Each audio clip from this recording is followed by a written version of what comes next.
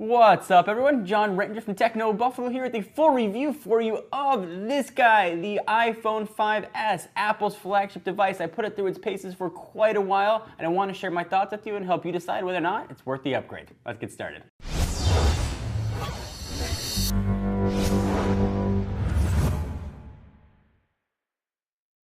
So as I do with all my phone reviews, I want to give my disclaimer. I used this guy for 7 days since launch day as my daily driver, and I tested it using AT&T in Southern California. We did a full review of iOS 7, so I'm not really going to focus on how the OS works, but more on how it works with the device and not critique iOS 7 so much itself.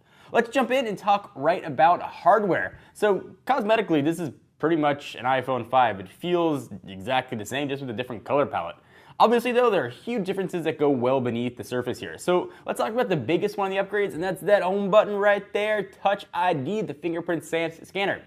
Set up in typical Apple fashion is crazy easy. Just a few taps and you finger the home button and you're pretty much all set. I really like the idea in the implementation. Apple put it front and center of the phone, making it really difficult to not at least try out. You put it on the back like another device, you might not use it. Really, I bet everyone who's picking up an iPhone 5S at least gives it a shot. So to use it, you actually do a few ways. You can either push the home button all the way down, or you can just leave your finger right on top of it. Either way will unlock it. It worked pretty well registering my fingerprints, on average about 6 out of 10 times, which seems to be on par with most people's experiences. If yours varies, I'd love to hear it. Leave it in the comments down below. If you're used to using a password on an older iPhone, the 4 times you have to enter your PIN code won't bother you. But if you just use unlock your phone and go, you might find it really annoying. But you really should have a password on your phone anyway, so let that be a lesson to you. Password your phone. I like the iTunes integration, but for me, Touch ID is more about the future than simply about just unlocking your phone. Should Apple ever decide to open up the APIs, remembering passwords would be a thing of the past. Imagine just buying things on your phone, not remembering any passwords, just holding your finger right over the home button and just get everything. You don't have to remember your iTunes password, you don't have to remember your Amazon password, whatever it might be. Just all you need is this guy that's always attached to your hand. An odd omission for me on the iPhone 5S though is 802.11 AC. Apple's Airport Extreme base station ships with it, and it's filtered down to the laptop line, so why not on this guy? It's becoming way more standard on other devices. This is one really big head scratcher. So it's really impossible to talk about the A7 and M7 with any authority. Nothing currently written takes advantage even remotely of any bit of power there. Benchmarks show it's at least as powerful, if not more powerful, than the current leader, the Snapdragon 800. So suffice it to say, it's a freaking fast phone.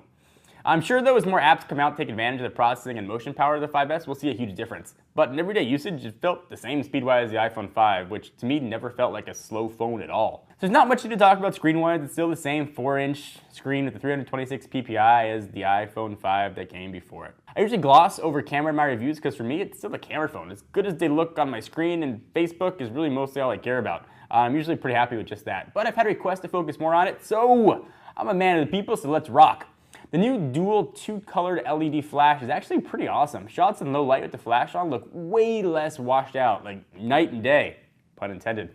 Full images in the written review if you want to take a look at it, which a link will be down below. You can see what all those looks like: flash on, flash off, wax on, wax off. On a side note, I don't really like the camera UI all that much. For some reason, it was just very unintuitive for me, but personal preference there.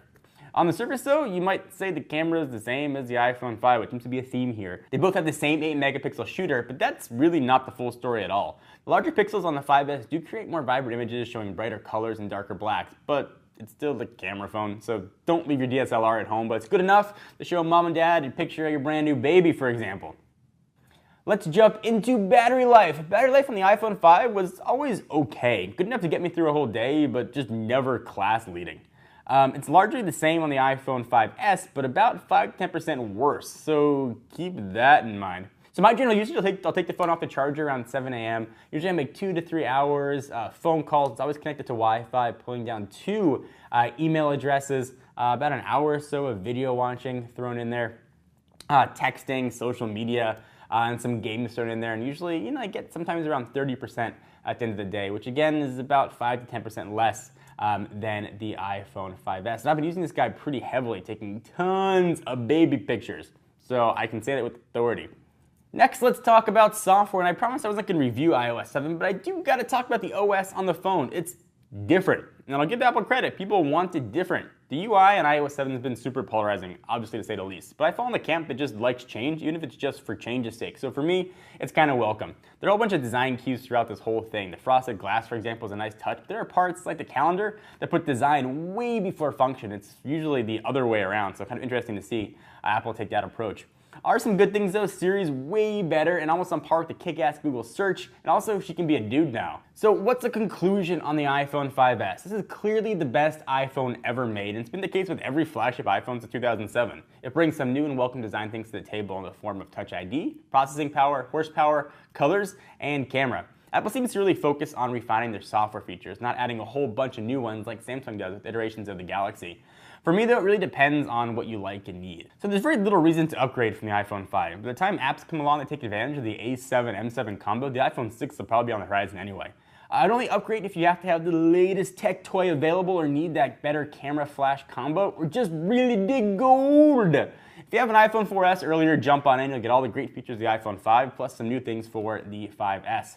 Your best bet though is probably to wait for a redesigned iPhone 6. And I know it seems weird to say wait for an unannounced device still a year or more away, but I just don't see anything must have on the 5S that you really can't get on the combo of the iPhone 5 and iOS 7.